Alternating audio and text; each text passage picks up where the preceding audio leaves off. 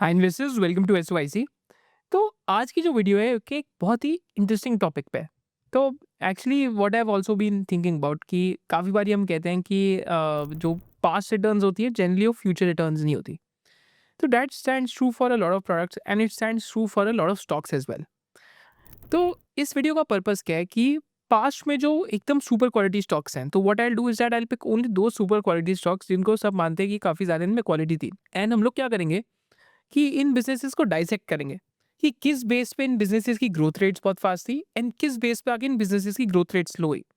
And as a retail investor, अगर हम past की केस स्टडीज जाके करें तो हम एक फ्रेमवर्क कैसे बना सकते हैं on when to cell stocks like page industries, DMart, may be a stock like Relaxo, may be a stock like Asian paints, may be a stock like Trent, right? And there are so many N number of these businesses जहाँ पे 5, 10, 15 year returns बहुत non linear लगते हैं। But what happens is that एक magazine effect होता है कि magazine या फोर्ब्स पे इन कंपनीज का नाम आता है, and then all the entire world owns it, and then there is a huge re-rating which happens, and after the re-rating happens, what happens is that because base बड़ा हो गया होता है तो ग्रोथ स्लो डाउन होने लग जाती है। तो हम पास से बहुत सारी केस स्टडीज करेंगे एंड इस प्योरली इस पर्पस क्या है इस वीडियो का, just to explain to all the investors कि why sometimes past returns are not future returns, and when super quality businesses के अंदर एक सेलिंग फ्रेमवर्क कैसे बना सकते हैं। बिकॉज जब मेरी काफ़ी रिटेल इन्वेस्टर्स से बात होती है तो जनरली काफ़ी इन्वेस्टर्स क्या कहते हैं, यार हम तो 10, 20 year buy and forget investor है। एंड कौन से स्टॉक्स सब बाय एंड फॉरगेट कर रहे होते हैं जब 80 पी होती है, 90 पी होती है, 100 पी होती है, राइट? स्टॉक्स जो हमने डिस्कशन करा, बिकॉज उस टाइम पे क्या होता है कि इन स्टॉक्स का नैरेटिव बहुत स्ट्रांग होता है and nothing can go wrong against these businesses. So what is that framework that we can use to identify that something is going wrong, कि हमें एटलीस्ट पता होना चाहिए कि अगर हम ओन करते हैं ऐसा कोई स्टॉक, अगर उसमें समथिंग इज गोइंग रॉन्ग तो at least we are aware about it. Idea is not to like belittle any of these companies because facts change हो सकते हैं, कंपनीज वापस फास्ट ग्रो कर सकती है। Idea is just to be open ended with this discussion, जो SOIC channel का purpose है कि हम कैसे डिफरेंट जो नॉर्म्स हैं या फिर जो डिफरेंट पॉपुलर परसेप्शंस हैं उसको क्वेश्चन करके अपना एक खुद का थॉट प्रोसेस बना पाए एज इन्वेस्टर।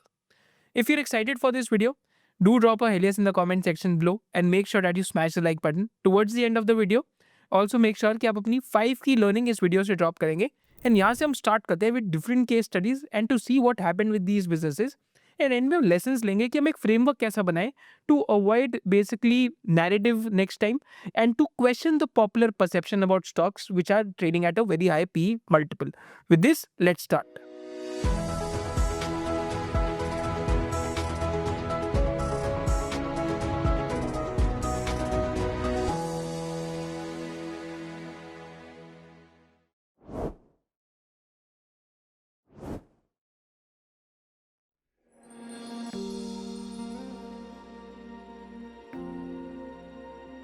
अब हम यहाँ पे न्यूमरस केस स्टडीज करते हैं on when to sort of at least partly book out of high quality business और how to think about the slowing growth rates. तो पहले तो यहाँ पे मैं केस स्टडी करता हूँ एचडीएफसी बैंक की, because a lot of people understand this business. So hypothetically सोचते हैं कि एचडीएफसी बैंक 2014-2015 तक 30% एयूएम की ग्रोथ कर रहा था, एंड यही अगर एयूएम की ग्रोथ अगर एचडीएफसी बैंक की कंटिन्यू होती रहती तो 2036-2037 के बाद से क्या रहा था, जब एक्चुअली में एचडीएफसी बैंक की जो लाइक एसेट्स हैं that would have cross the nominal GDP of India, right? तो इंडिया की जो करंट जीडीपी की ट्रेजेक्ट्री अगर हम 10% नॉमिनल जीडीपी ग्रोथ रेट लगाते हैं तो ऐसे जाती, where HDFC bank by 2036-2037 would have cross the entire nominal GDP size of India. Now this is something that we have to understand कि बेस रेट्स क्यों मैटर करते हैं। यहाँ पे मैं आपको एक वॉरेन बफेट की छोटी सी वीडियो दिखाता हूँ, 2.5 मिनट्स की, वेरी मेंशंस कि स्मॉलर सम्स ऑफ मनी में he could do things which is not able to do at large sums of money, and this will give you lot of clarity कि वो Warren Buffett के जो first 10 years of investing journey थे वहाँ पे Warren Buffett का churn rate बहुत ज्यादा क्यों था। I think churn rate 60 to 65% के आसपास था। He bought and sold 400+ stocks in the first 10 years of his journey when he had a smaller sums of capital. तो बेस रेट बहुत मैटर करते हैं। तो यहाँ पे हम वीडियो देखते हैं। If I were working with a small amount of money, the universe would be huge compared to the universe of possible ideas I work with now. You mentioned that 56 to 69 was the best period. Actually, my best period was before that. It was from right after I met Ben Graham in early 1951. But from the end of 1950 through the next 10 years, actually returns averaged about 50% a year, and I think they were 37 points better than the Dow per year, something like that. But that I was working with a tiny amount of money, and so I would pour through volumes of businesses, and I would find one or two that I could put $10,000 into or $15,000 into that were just ridiculous. They were ridiculously cheap, and obviously, as the money increased, the universe of possible ideas started shrinking dramatically. The times were also better for doing it in that time. But I think if you're working with a small amount of money, with exactly the same background that Charlie and I have, and same ideas, same whatever ability we have, I think you can make very significant sums. But as soon as you start getting the money up into the millions, many millions, the curve on expectable results falls off just dramatically. But that's the nature of it. You've got to, when you get up to things you can put millions of dollars into, you've got a lot of competition looking at that, and they're not looking as I did when I started. When I started, I went through the pages of the manuals page by page. I mean, I probably went through 20,000 pages. तो यहाँ पे हम पहले HDFC bank का example देते हैं। तो HDFC bank का एक टाइम पे जब आप ग्रोथ रेट देखेंगे तो 73% के आसपास था, जो फिर 51% हुआ, 44 हुआ, 37 हुआ, 56 हुआ, देन धीरे धीरे करके डीसेलरेट होने लग गया। आई थिंक आज HDFC बैंक का जो टोटल AUM है that is close to 29 lakh crore as per the latest numbers of Q3, and recently 9% के आसपास ग्रोथ रेट है। तो आप देखेंगे आफ्टर 2009, क्योंकि HDFC बैंक का बेस बड़ा होते गया, तो HDFC bank I think today will be close to maybe 10 to 15% of the entire lending industry. And what has happened is that because the base has become big, माने अब आपका size बहुत बड़ा हो चुका है, तो ग्रोथ रेट भी आपको दिखेगी कम हो रही है। जैसे अभी 5% थी 2025 में, 2024 में ग्रोथ रेट हायर क्यों लग रही है? बिकॉज HDFC लिमिटेड जो उनकी हाउसिंग फाइनेंस कंपनी थी, उसका मर्जर हुआ था HDFC बैंक में, which artificially elevated the growth rate, which was a one off. But अब एक एलिवेटेड बेस पे जो आज 29 to 30 लाख करोड़ का बेस है, to double this balance sheet will take time because the size has become too big now. It's an elephant. तो यहाँ से 12 to 13% या 14% मैक्स AUM ग्रोथ आ सकती है, 15% भी अगर आप पकड़ के चले, which will be pretty impressive, जो पास्ट में 24-25% होती थी, उससे पहले एक टाइम पे 25-30% के बीच में होती थी। So as the size grows, the company usually ends up becoming an elephant, and जैसे आप elephant बनते हैं तो your pace of growth slows down. तो इस वजह से स्टॉक मार्केट में ये कहने की एक बहुत इंटरेस्टिंग चीज है कि past returns might not be of future returns because the size of these companies keep growing, जैसे हमने GDP वाले एग्जांपल में भी देखा था। तो यहाँ पे आप देखेंगे राइट, सो इवेंचुअली क्या हुआ है, बिकॉज HDFC बैंक की AUM ग्रोथ रेट स्लो दे रही है, तो price to book ratio HDFC bank का धीरे धीरे डीरेट हुआ है। एक टाइम पे HDFC bank 6-7 times price to book पे भी था, एक टाइम तो 10 टाइम्स पे भी था। But over last 6 years, because these growth rates have slowed down, now the price to book, which is the metric used to value banks, has derated for HDFC Bank because of this reason. Now, just before going forward, we believe 2026, like all the other years, is a year of learning. And learning क्या होनी चाहिए? जब market sideways होती है या bear market होती है, तो अपने लर्निंग पे और भी ज़्यादा एफर्ट लगाना चाहिए। तो as a part of SYC membership, what we do is that we have different levels in the course. So level 1 में हम सिखाते हैं all about financial literacy and how you can build your own financial plan. Level 2 में भी teach you all about fundamental analysis, कि fundamental analysis different businesses का कैसे करें। लेवल 3 में भी teach you all about how to find intrinsic valuation of businesses, जिसकी हम एक और वर्कशॉप कराने वाले 19th को। एंड इसके साथ साथ लेवल 4 में भी teach you when to sell a stock. Level 5 में भी teach you all about screening for businesses, and level 6 में भी teach you about how to go about sectoral analysis, या डिफरेंट सेक्टर्स को हम कैसे एनालाइज कर सकते हैं। And as an added bonus, there are 2 added bonus. कि master class in investing using AI is a course that we have made, which is an added part of SYC membership. And इसके साथ साथ एक और added bonus है कि हम एक TVGP करके हमारा एक कोर्स है, theme valuation growth and promoter, जिसमें हम चेकलिस्ट बेस्ड इन्वेस्टिंग अप्रोच सिखाते हैं, which is also a part of the SYC membership under the crash course. And also what we do is that in every 14 to 15 days, we just do a top down session कि market का क्या लगता है, कि what is happening with the stock markets top down, की index में क्या हो रहा है, अर्निंग्स ग्रोथ में क्या हो रहा है, एंड डिफरेंट सेक्टर्स या हम ब्रॉडली इकोनॉमी में क्या चल रहे हैं। जब आप ये वीडियो देख रहे होंगे तब SYC स्टूडेंट्स के साथ ये वाला भी एक सेशन चल रहा होगा। If you want to register for the SYC membership, the link to register is there in the description box below, and you can use a one-time coupon code which will give you one-time discount to the intrinsic value in the month of January. With this, let's go back to the video. Similar example लेते हैं Bajaj Finance का. Now Bajaj Finance is a company which has been like an epic business. No doubt about the execution the company had. And अगर आप 2009 में देखेंगे तो 2009 से लेके 2019 तक देखते हैं तो 2010 में कंपनी की 60% की AUM ग्रोथ थी, फिर 90%, फिर 72%, फिर 34, 38, 36, 41. Right, so for numerous years, this was a span from FY09 till FY19. The company had a very fast growth rate. Now what has happened? Similar problem. Company has become like AUM of the company has become 3.5 lakh crores के आसपास का AUM हो गए Bajaj Finance का.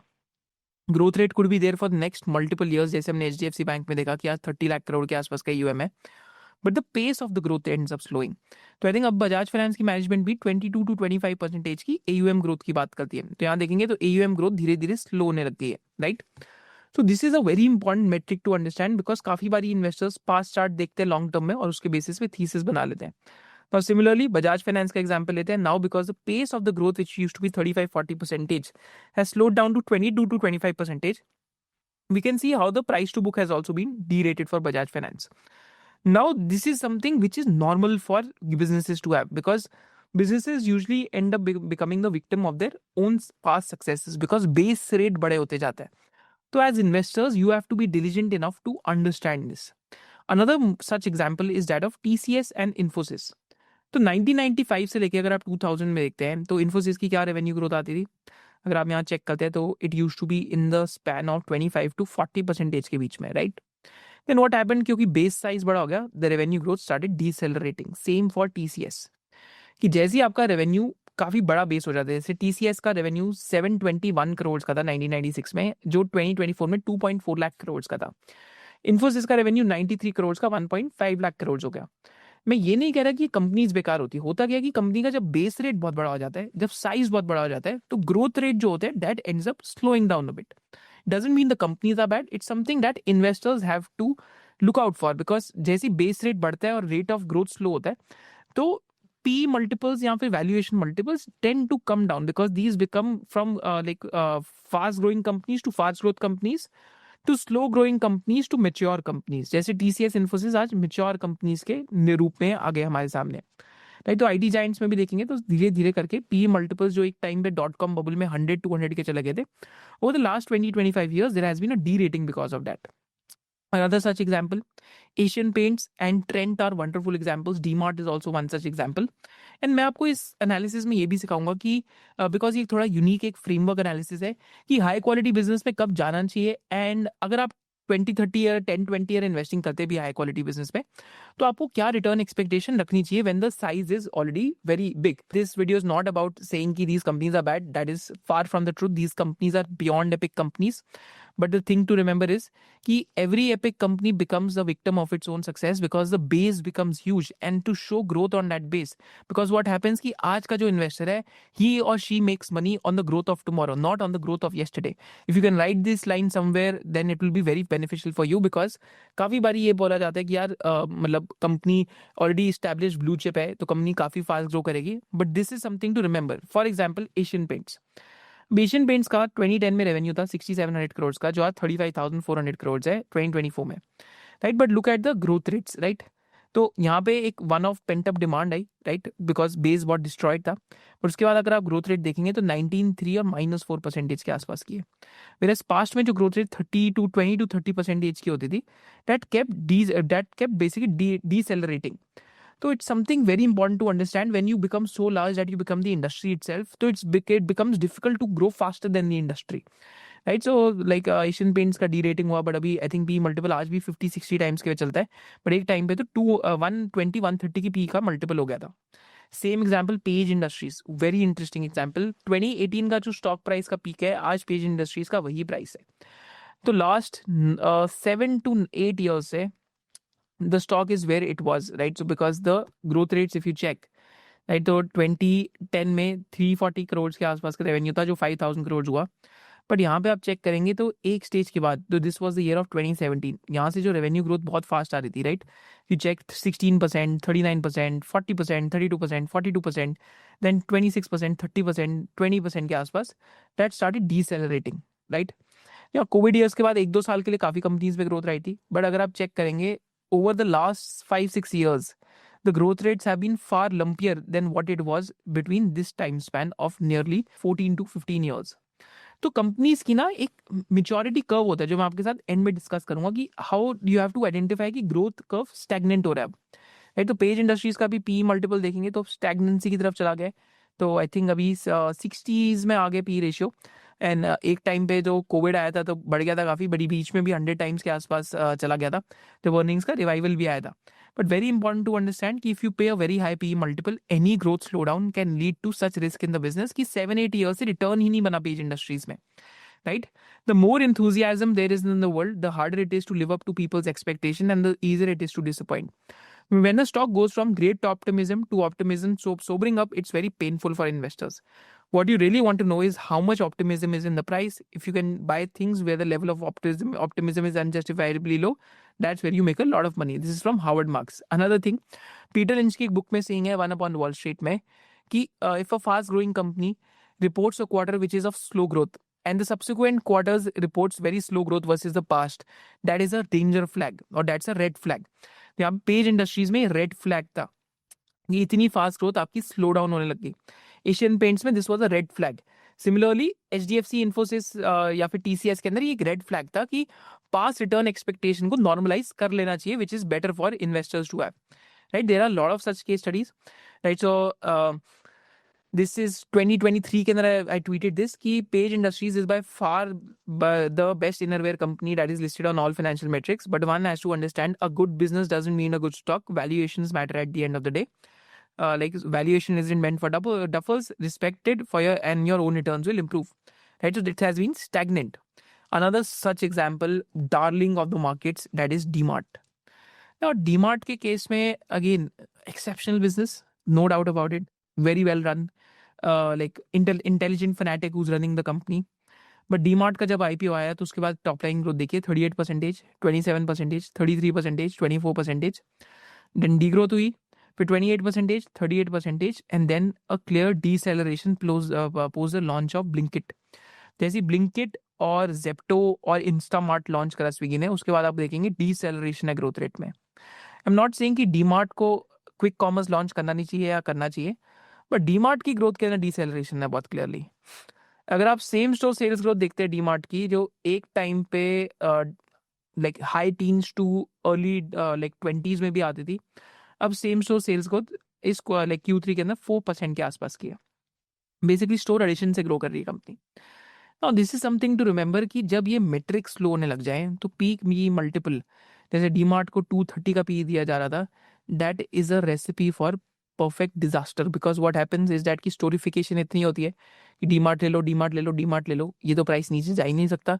जैसी accidentally, because capitalism का मतलब क्या है कि capitalism is a world of मत्स्य न्याय। मत्स्य न्याय का क्या मतलब होता है? एक संस्कृत वर्ड है जहाँ पे लॉ ऑफ द जंगल है, bigger fish eats the smaller fish. तो कैपिटलिज्म का क्या पर्पस है कि अगर आप पैसा कमा रहे हैं तो कोई ना कोई आके आपसे compete करना चाहेगा। तो डीमार्ट साथ भी यही हुआ कि likes of like Blinkit, likes of Zepto, likes of Instamart started competing and which led to like rate of change जो था growth का, that ended up slowing down. Now this is a tweet in 2023. इस tweet में मेरे को बहुत मतलब लोगों ने troll भी करा था नीचे, but it's like there कि DMart once was at 250 P, today the P is at 100 times. PAT growth of Q4 is 10%. Please do ask this to yourself when looking at a business above 70 PE. Is there margin of safety available if accidentally the earnings growth doesn't come? Dixon is a recent example. एक time पे Dixon 80, 90, 100% पे grow कर रहा था, but this was the first quarter where the growth decelerated to 30%। Mister market ने क्या करा, उसी टाइम पे P multiple more than half से काट दिया, right. So this is to remember कि when you are doing this type of investing, अगर ग्रोथ रेट स्लो ही तो आपको उसी टाइम पे इन बिजनेसेस से सोचना चाहिए कि यार निकले, या तो बिजनेसेस में आपको केयरफुल हो जाना चाहिए। एक परफेक्ट एग्जांपल है ट्रेंड का। तो ट्रेंड का जो क्लासिक हिट प्रोडक्ट था, पहले वेस्ट साइड था, उसका जूडियो आया, बट जूडियो का इतना स्क्वायर फुटेज हो गया कि अब जूडियो को और ग्रो करना है तो they will have to like capture the entire industries market share to grow 40-50%। Now this is what law of large numbers is, right. तो I will also attach a tweet जहाँ पे ट्रेंड की growth slow down की I think 1 to 1.5 year पहले discussion हुई जिस tweet में, और डिस्क्रिप्शन में है, आप देख सकते हैं। But this is the Trent's growth rate. आप देखेंगे जूडियो लॉन्च हुआ, growth rate accelerated, then growth rate was above 25-30%, but recent quarters में देखेंगे growth rate has clearly slowed down to 17% तो mid teens to early teens के अंदर अब growth rate आ गई है. तो what Mr. Market has done, Mr. Market is a perfect place where the thing is कि eventually you get what you deserve in stock markets.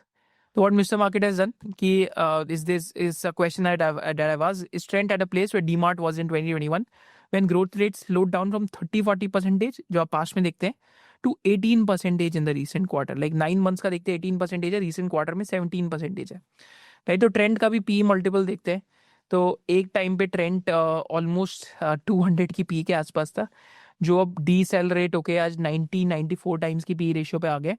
सारी चीज़ ना rate of change की ऐसी इन्वेस्टिंग में, जब आप महंगा स्टॉक लेते हो तो आपकी सारी चीज़ें रेट ऑफ चेंज पे, ग्रोथ रेट बढ़ेगी या कम होगी, बिकॉज आप ग्रोथ इन्वेस्टिंग कर रहे हो, आप कह रहे हो वैल्यूएशन डजंट मैटर. तो ऐसे सिनेरियो में what you have to be careful for कि जब growth rate slow, I am not saying anything against Trent, phenomenal business, पर ऐसे मैटर में जब ग्रोथ रेट स्लो तो you have to wake up and ask yourself, हो सकता है ग्रोथ रेट वापस एक्सेलरेट कर जाए तो भी हम माइंड चेंज कर सकते हैं. Another such example is, this is one of the companies जो one of the first videos थी एसवाईसी के चैनल पे, मैंने 2020 में कवर करा था पीआई इंडस्ट्रीज का बिजनेस बहुत अच्छा है आज भी. I think one of the best agrochemical CDM होएगा इंडिया के अंदर, राइट. तो यहाँ पे ग्रोथ रेट काफी फास्ट आती थी, राइट. अगर आप देखेंगे तो मतलब एक टाइम पे 35%, 20%, 25%, 20%. For 4 years, the compounded annual growth rate of revenues was between 23-25%. पर रिसेंट में देखते हैं तो रिसेंट में ग्रोथ रेट आपको स्लो होते हुए दिख रही है. अब इसका क्या रीजन है? तो पीआई इंडस्ट्रीज का अगर आप रिसर्च करेंगे, एक बहुत बड़ा मॉलिक्यूल है पायरोक्सासल्फोन का, जो पीआई इंडस्ट्रीज के नियरली सीडीएमओ बिजनेस में 50-55% के एक्सपोर्ट में कॉन्ट्रीब्यूशन करता है. अब इतना बड़ा मॉलिक्यूल वर्ल्ड के अंदर एग्रोकेमिकल इंडस्ट्री में फ्यू ही हैं, क्योंकि पीआई इंडस्ट्रीज एक कॉन्ट्रैक्ट मैन्युफैक्चरर है जो एट द एंड एक्सपोर्ट करता है, राइट. कुमयाई इनका मेजर कस्टमर है. नाउ इनका वो जो की मॉलिक्यूल है 2010 में लॉन्च हुआ था, it became a blockbuster multi billion dollar product, but 2024-2025 onwards it has started going of patent और चाइना में उसकी बड़ी बड़ी कैपेसिटीज लग गई है. तो उस प्रोडक्ट के अंदर एंड में प्राइसिंग प्रेशर आ रहा है, जिसकी वजह से प्राइस नीचे जा रहा है उस प्रोडक्ट का. Now, because the pricing of that product is going down, what is happening? The sales growth of PI Industries is dying, right? Now, this is a very important mental model. इस कंपनी में growth वापस तभी आएगी जब new products take the mental, मतलब new products की growth fast आने लग जाए. बट आज वो चीज़ नहीं दिख रही, because half of the CDMO business is just one product. तो बेस रेट बहुत बड़ा हो चुका है. जब तक कंपनी फार्मा सीडीएमओ में अच्छे से क्रैक नहीं करेगी, जब तक न्यू प्रोडक्ट्स को क्रैक नहीं करती, तब तक पीआई इंडस्ट्रीज में प्रॉब्लम रह सकती है. इसी को हम कहते हैं high base rate. This is what the de-rating of PE multiple looks like. तो फ्रॉम एक टाइम पे 60-70 की पीई थी, आज 30-32 की पीई आ गई है. unimaginable at that point of time, but as the growth rate slows down, you as an investor need to open your eyes and need to forget about past returns or past charts, because the investor of today makes money on what the company does tomorrow and in the present. Investor of today doesn't make money on what the company has done in the past. That is something that you must remember, कि rate of change is something जो positive हो सकता है या फिर खराब हो सकता है. That is a homework or that is something to remember by. Similar example है कोको कोला का. तो कोको कोला की अगर आप बात करते हैं तो एक टाइम पे रेवेन्यू ग्रोथ ठीक ठाक थी, फिर बीच में एक टाइम पे इंक्रीज हुई 2010 में, पर लास्ट कपल ऑफ ईयर से देखेंगे तो रेवेन्यू ग्रोथ सिंगल डिजिट या डी ग्रोथ में चल रही है. एक्चुअली हम यहाँ देखेंगे डी ग्रोथ हो रही है. तो कोको कोला ने सिंस 2000 से लेके अभी तक 2024 तक का डेटा है मेरे पास, Coca Cola has given a return of close to including dividends 9% के आसपास. Whereas S&P 500 in that time period, actually 2004 to 24 देखेंगे, S&P 500 in that time period has outperformed Coca-Cola. Right? Coca-Cola अगर आप स्टॉक प्राइस देखेंगे 2000 में, तो काफ़ी सालों के लिए वहाँ पे पीक नहीं आया था उस स्टॉक प्राइस का, because the growth rate plateaued. Always remember कि यहाँ पे अगर आप चेक करेंगे 1998, 1999 के बाद ग्रोथ रेट्स बीच में एक ही बारी 28-33% गए थे, उसके बाद अभी डी ग्रोथ भी होने लगी है कंपनी में. Right, a very important thing to remember कि growth rates remaining high forever is not something that is possible, because companies hit a growth ceiling when it comes to the eventual TAM or total addressable market these companies have. तो यहाँ पे हम cocoa Cola का chart का example देख सकते हैं कि 1999 से लेके stock price actually didn't cross the previous peak in the next 15 years. Dividends and share buybacks के बेसिस पे ही कोको कोला में जो भी वेल्थ क्रिएशन हुई उसी वजह से हुई. Right, so very important learning to take away. Similarly हम और एग्जाम्पल्स की तरफ चलते हैं, because this is a very important case study. Because stock market में एक बहुत मिथ होता है कि यार हम लोग सिर्फ बेस्ट कंपनी लेके irrespective of P multiple 20 years के लिए उस पर बैठ जाएंगे. because see, derating can be vicious. What if the best company doesn't remain best for any longer? Example, Relaxo, right? Symphony. These companies were considered to be so good back in the past. Symphony भी एक बहुत wonderful example है उसका, right? तो यहीं पे metric होता है देन वर्सेस नाउ का। तो देन वर्सेस नाउ आपको रैशनली सोचना है कि आप पास्ट वाला रिटर्न क्या आ सकता है, नहीं आ सकता। तो यहाँ तो हो सकता है नॉर्मलाइज रिटर्न एनवायरमेंट हो, जैसे एचडीएफसी बैंक में अगर आप 14-15% ग्रोथ आती है तो पैट ग्रोथ भी उसी के आसपास आएगी, राइट? जैसे एचडीएफसी बैंक का 1996 के अंदर 600 करोड़ का मार्केट कैप था, आज क्लोज टू 14.4 लाख करोड़ का मार्केट कैप है। सिमिलरली बजाज फाइनेंस का एग्जाम्पल देखते हैं, तो एक टाइम पे AUM 4000 नॉट करोड़ का था, राइट? एंड आज AUM 3.3 लाख प्लस करोड़ का हो चुका है। TCS का एग्जांपल लेते हैं तो 2.4 लाख करोड़ का रेवेन्यू हो गया है, इन्फोसिस का 1.5 लाख करोड़ का। एशियन पेंट्स आज इंडस्ट्री का लाइक सब्सटैंशियल पार्ट फॉर्म कर चुकी है। पेज इंडस्ट्रीज के कंपटीशन बहुत बढ़ चुका है। डीमार्ट के अंदर same store sales growth reduce हो गया because of new competition that has emerged. So these are the things to remember. This is the, I think, AUM for the HDFC Bank, right, for 2024. I think अभी 29 to 30 lakh crores का AUM हो गया, right? So buy at any price works only till the growth sustains. If the growth starts tapering off, so you should normalize your return assumptions from such companies, right? So this is a index that we made of buy at any price versus Nifty 500. I think over last 5 years also this index has underperformed. तो हमने stock scans पे बनाया है, right? And even over last 1 year this index has underperformed even the Nifty 500 at the moment. Now what are the ways to capture this कि जब growth ceiling एक business में hit हो जाती है? तो पहला है कि सेल्स ग्रोथ डिसेलरेट होने लग जाए, या अगर बहुत क्लियर हो जाता है कि सेल्स ग्रोथ अब पहले जो 30-40% आ रही थी अब वो 15-16% हो गई है, तो that is one of the biggest science की ग्रोथ अभी डिसेलरेट हो रही है। सेकंड स्पॉट क्या होता है कि margins of the company stop expanding. अगर कंपनी कहती है यार ये हमारे पीक मार्जिन से इससे ज्यादा एक्सपेंशन नहीं हो सकता, तो that is also a spot, right? Third है कि बेस becomes too large, कि massive existing scale makes achieving significant percentage growth incredibly challenging. For example, Coal India और ONGC के लिए बहुत फास्ट ग्रो करना मुश्किल है until unless underlying commodity का प्राइस बढ़ जाए, जैसे अभी कोल इंडिया में शायद से हो सकता है वो। But again, to become like larger from there, it becomes, because coal India is in the industry itself, तो volume growth 15-20% करना काफी मुश्किल हो सकता है। The company becomes a market, जैसे हमने एग्जांपल लिया, मार्केट शेयर इज सैचुरेटेड, या न्यू एंट्रेंट सेंटर, जैसे डीमार्ट के केस में ब्लिंकिट और ये सारे लोग कंपटीशन में आ गए, right? And new competition ends up taking place. So these are the ways to spot a great business is maturing, right? So what I'll do, I'll take you through some more case studies ताकि आप better identify कर पाएं। तो यहाँ stock scans पे आते हैं। Stock scans के ऊपर आप कोई भी स्टॉक खोलेंगे तो उसमें यहाँ पे आप प्रोडक्ट्स के अंदर आके देखेंगे तो कैलकुलेटर होता है। तो कैलकुलेटर में आप रिवर्स DCF नाम की एक चीज़ यूज़ कर सकते हैं। एंड रिवर्स DCF के अंदर आप क्या कर सकते हैं कि it is something that like, so जैसे अभी ट्रेंड है, ट्रेंड के अंदर अगर मैं सोचता हूँ कि आज से 5 years बाद कंपनी और मेच्योर हो जाती है और 40 का पी मिलता है एग्जिट पे, राइट? एंड तो मतलब 40 P is also high, let's say 50 का पी मान लेते हैं, राइट? एंड ट्रेंड में मेरे को 12% रेट ऑफ रिटर्न कमाना है, जो मेरा यहाँ डिस्काउंट रेट, एंड 5 years के बाद एग्जिट होता है ट्रेंड में। एंड आज का हम इसकी जो DCF है हम अर्निंग्स पे कर रहे हैं, हम अभी कैश फ्लोज पे जाके नहीं कर रहे क्योंकि एडजस्टमेंट्स करनी पड़ेगी काफ़ी। और ट्रेंड के केस में पहले तो मैं आपको दिखाता हूँ कि आज ट्रेंड 1 साल पहले आज से 2,10,000 करोड़ की मार्केट कैप थी, राइट? तो आज से 1 साल पहले ट्रेंड के केस में क्या था कि 34% इम्प्लाइड ग्रोथ रेट थी ट्रेंड के स्टॉक प्राइस में to make 12% return. Now does it make sense? What I do is that I'll just come to stock scans again and I'll just show you one thing कि यहाँ पे हम आते हैं trend की तरफ, and let me just show you again कि trend के केस में जो ग्रोथ रेट्स हैं जो 30-40% की थी, 1 साल पहले मार्केट बेट कर रही थी कि ये ग्रोथ रेट कंटिन्यू होगी, बट एक्चुअली ट्रेंड के केस में क्या हुआ? The growth rate ended up slowing down to 27, 19 and 16%। And इस क्वार्टर के अंदर अगर आप ग्रोथ रेट देखते हैं ट्रेंड की, तो जो भी बिजनेस अपडेट्स आए थे, तो बिजनेस अपडेट्स में अगर आप चेक करेंगे तो इट वाज 17%। तो पहली चीज, मार्केट की जो अजम्पशन थी वो क्लियरली रॉन्ग थी। तो मार्केट क्या करेगी जब अजम्पशन रॉन्ग है? मार्केट फिरोशियसली स्टॉक प्राइस को डिस्काउंट करेगी। तो अभी हम ट्रेंड का अगर आज स्टॉक प्राइस देखते हैं तो आज स्टॉक प्राइस क्या हो गया, मार्केट कैप क्या हो गया? 1,41,000 crore, right? So from 2,11,000 crore it has fallen to 1,41,000 odd crore. अभी भी मार्केट क्या इंप्लाई कर रही है? अगर 50 का पी एग्जिट पे मिलता है आफ्टर 5 years तो 23% की ग्रोथ रेट आनी चाहिए, जो भी 17% आ रही है। तो बेसिकली एक मिसमैच है between the expectations of mister market and the growth that is being delivered by the company, because now the base is becoming larger. तो जब आप रिवर्स DCF करते हैं, इवन टू मेक 12% रिटर्न जो आपने discount rate डाला है, right, if this number is beyond 24-25% in lot of companies, जैसे ट्रेंड पे 35% था रिसेंटली, तो दैट मीन्स कि it is a challenge because 25% इस बेस पे ग्रो करना is very difficult for companies, right? तो use DCF in a way that कि whenever the rate of growth slows down तो you always get an idea कि कैसे हम उसको ट्रैक करें. फॉर एग्जाम्पल डिक्सॉन का यहाँ पे एग्जाम्पल लेते हैं. तो Dixon I think last 1 year में पीक मार्केट कैप 18,000 और लाइक 18,000 रुपीज का स्टॉक प्राइस था. आज मार्केट कैप 72,000 करोड़ के.